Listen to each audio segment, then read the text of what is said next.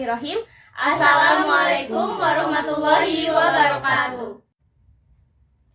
Di sini kami akan menyampaikan hasil dari wawancara yang kami lakukan 2 minggu yang lalu mengenai motivasi, komunikasi, juga kepemimpinan. Pertama-tama, izin perkenalan terlebih dahulu. Kami dari kelas O1 dengan dosen pengampu Bapak Hedi Setiawan. Nama saya Risa Suci Rahayu dari Prodi Akuntansi. Nama saya Siti Nur Nabila dari Prodi Hubungan Masyarakat. Nama saya Sylvia Sekarayu dari Prodi Akuntansi. Nama saya Zikri Fajar Hidayatullah dari Prodi Administrasi Bisnis. Sebelum masuk ke pembahasan, izinkan kami memperkenalkan jobdesk kami masing-masing. Saya dan Siti Nurul bertugas sebagai pewawancara narasumber pertama. Saya sebagai dokumentasi. Dan saya sebagai pembuat pertanyaan dan secara langsung mewawancari narasumber yang kedua. Untuk mempersingkat waktu, mari kita masuk kepada narasumber yang pertama. Untuk narasumber yang pertama yaitu Ibu Ristiana Dewi. Beliau adalah seorang pemimpin sekaligus owner di Apotek Dewi Farma yang bertempat di Limbangan, Garut. Apotek Dewi Farma ini sudah beroperasi selama 8 bulan ini, dan otomatis beliau juga sudah 8 bulan menjadi pemimpin di apotek tersebut. Beliau juga seorang apoteker. Tujuan beliau mendirikan apotek tersebut yaitu agar beliau bisa lebih membantu masyarakat dalam konsultasi obat. Beliau berkata bahwa ada saja kendala yang terjadi terkait komunikasi dengan karyawan di apotek tersebut. Namun, beliau berpikir bahwa untuk mengatasinya harus ada backup planning dari semua itu agar permasalahan itu tidak terjadi. Untuk menghindari miskomunikasi dalam lingkup karyawan, harus memperketat peraturan, membuat planning untuk meminimalisir miskomunikasi. Beliau berkata, selama masa kepemimpinannya saat ini, banyak sekali kesulitan yang terjadi. Salah satunya dalam memanajemen dalam pengaturan obat, segi penyimpanan, pembedaan nama, dan dosis. Untuk memberikan motivasi kepada karyawan, Ibu Dewi sering mengadakan evaluasi rutin sehingga semangat dan motivasinya selalu terjaga. Di era digital seperti sekarang, Apotek Dewi Farma mengadakan konsultasi digital, melakukan kerjasama dengan brand tertentu. Menurut beliau, teori kepemimpinan dan pengalaman sama pentingnya, hanya saja jika pengalaman lebih terasa. Untuk pembahasan narasumber kedua akan dijelaskan oleh rekan kami.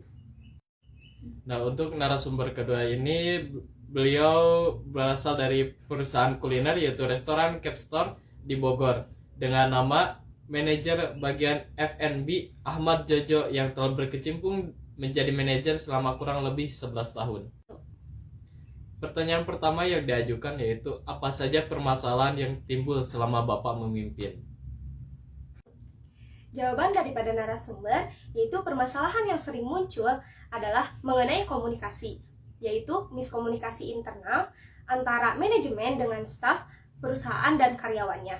Permasalahan miskomunikasi yang timbul mulai SOP hingga tata tertib. Namun narasumber mampu meminimalisir dengan adanya hal tersebut. Narasumber menggunakan kiat-kiat yang beliau terapkan selama memimpin.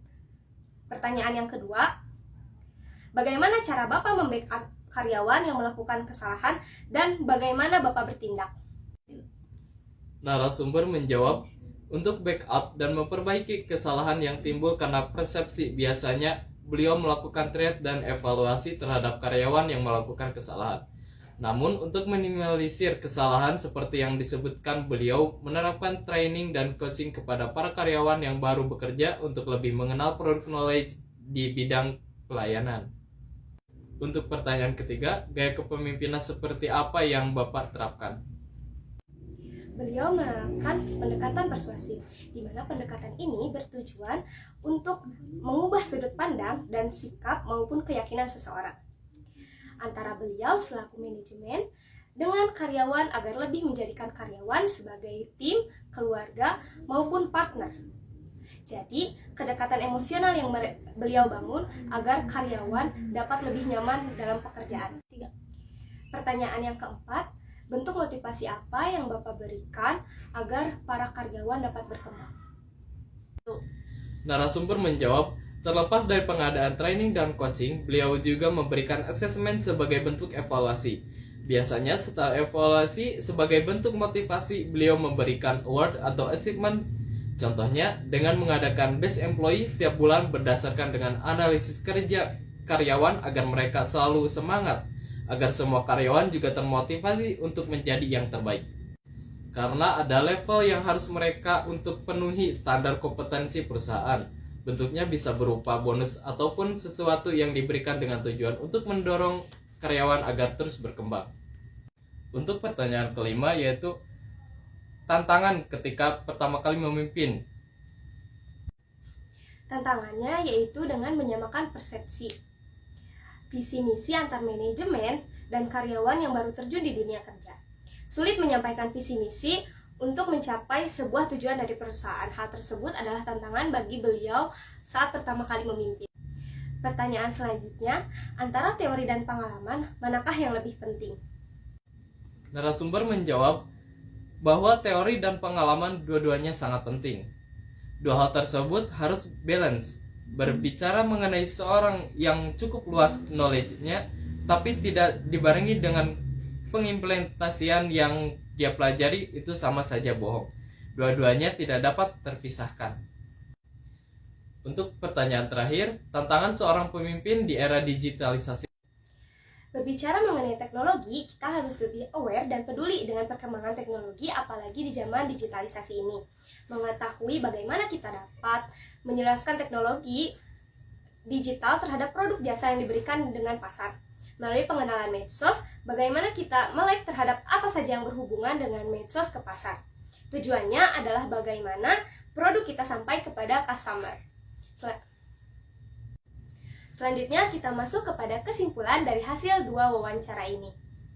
Pembahasan pertama yaitu mengenai komunikasi. Di sini saya akan memaparkan bagaimana kedua narasumber itu menyelesaikan masalahnya.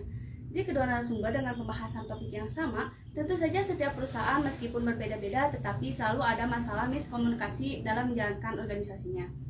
Yang membedakan adalah bagaimana cara seorang pemimpin menyelesaikan hal tersebut. Pada narasumber pertama yaitu Ibu Ristiana Dewi selalu mengadakan planning untuk meminimalisir miskom dan menegaskan peraturan yang sedang diterapkan. Sama dengan narasumber yang kedua yaitu Bapak Ahmad Jojo, beliau menerapkan kiat-kiat untuk meminimalisir adanya miskomunikasi antara manajemen dan karyawan dari mulai pengaturan SOP hingga tata tertib. Selanjutnya pembahasan mengenai motivasi. Kedua pemimpin ini tentu saja berbeda cara memberikan motivasinya.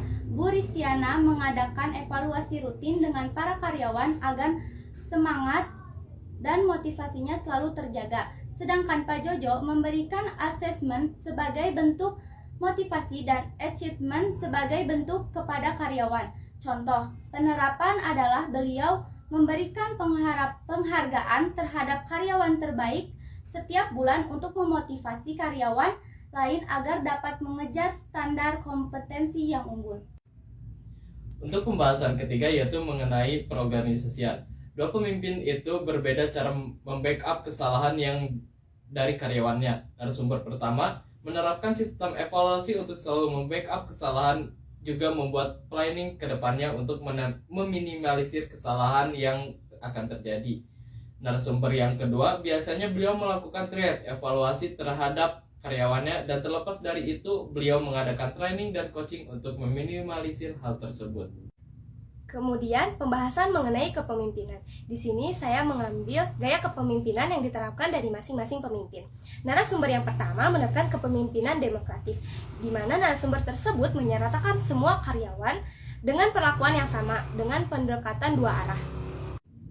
Narasumber yang kedua ini menerapkan pendekatan persuasif, di mana pendekatan ini bertujuan untuk mengubah sudut pandang, sikap, perilaku, serta keyakinan seseorang antara beliau selaku manajemen dengan karyawan agar lebih menjadikan karyawan sebagai tim, partner, bahkan keluarga besar. Jadi kedekatan emosional yang beliau bangun agar dapat menjalankan pekerjaan dengan nyaman. Demikian daripada kesimpulan yang kami sampaikan.